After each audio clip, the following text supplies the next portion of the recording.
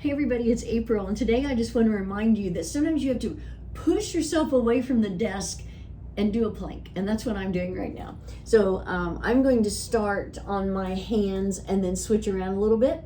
You can switch if you like, or just start however you want. So if you're starting on hands like me, you can start in your table position, pull your shoulders down your back, then lift your upper back, lift your chest, pull in your belly, come up on your toes, shift your weight forward slightly. The timer has begun.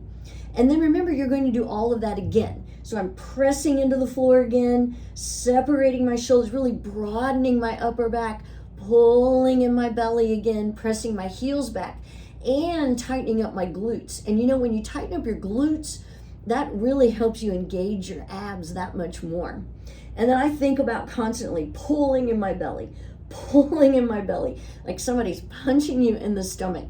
We're already at 30 seconds. Yay! So if this was your longest plank, good for you. 30 seconds is good. A minute is good. If you can work up to 2 minutes, that's really great. You do not have to do 5 minutes like I do. Oh, I forgot to take off my tag. This is my swiper to get in and out of the building, and then in different departments throughout the building.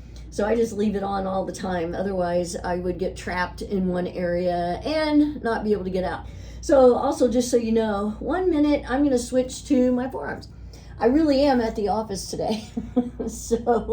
And it took me a little while to figure out where I could plank and record it and not bother everybody.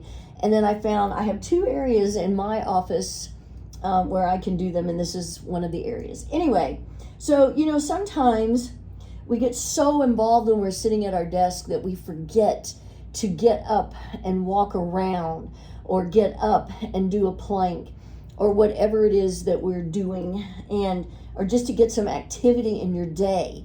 And sometimes I even set my alarm just as a reminder, hey, you need to get up at 11 o'clock and do your plank.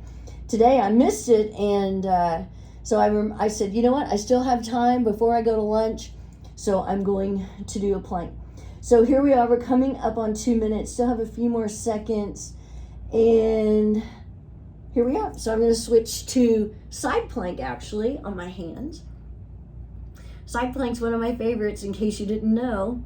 Side plank is really working your obliques, which is the side area of your abs. And that's so important for twisting, bending. It also helps tone your waist, or trim your waist. And who doesn't want that? You can stack your feet or have your top foot in front of you on the floor for balance, because this is a balancing act. 2:30, I'm going to switch to the other side. So notice, holding plank doesn't necessarily mean that you have to hold it the entire time on your hands or your forearms. It's good if you can work up to that, but it is okay to switch occasionally, as long as you're not switching the whole time. Then it kind of takes away that part of actually holding a plank. All you're doing is switching from plank to plank. So we're at 3 minutes, so I'm going to switch to side plank on my forearm, I think. So I think I'm doing that now. I love side plank. I really do.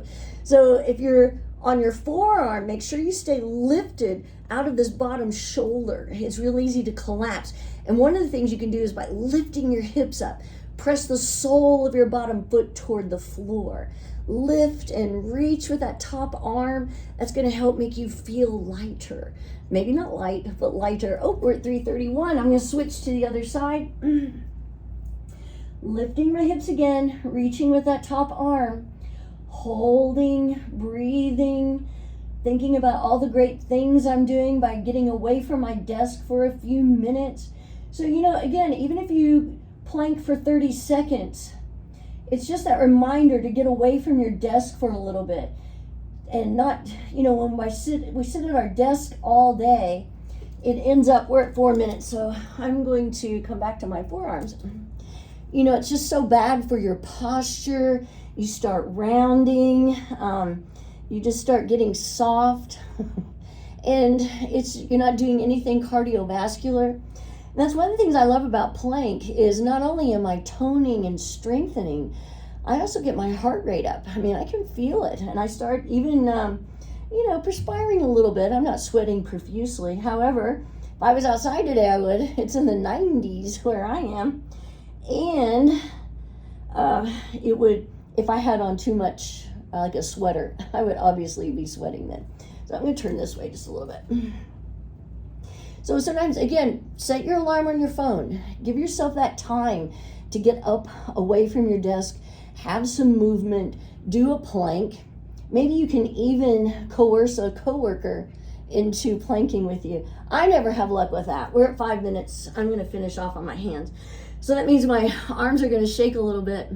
For whatever reason, after I hold on my forearms for any amount of time, it tends to make my arms shake when I come to my hands. They're not shaking when I'm on my forearms. But anyway, so you do have to challenge yourself a little bit. Hold as long as you can, then see if you can hold a little longer. Add up, add to your time a little bit more. We're at 5:30. I'm going to stop.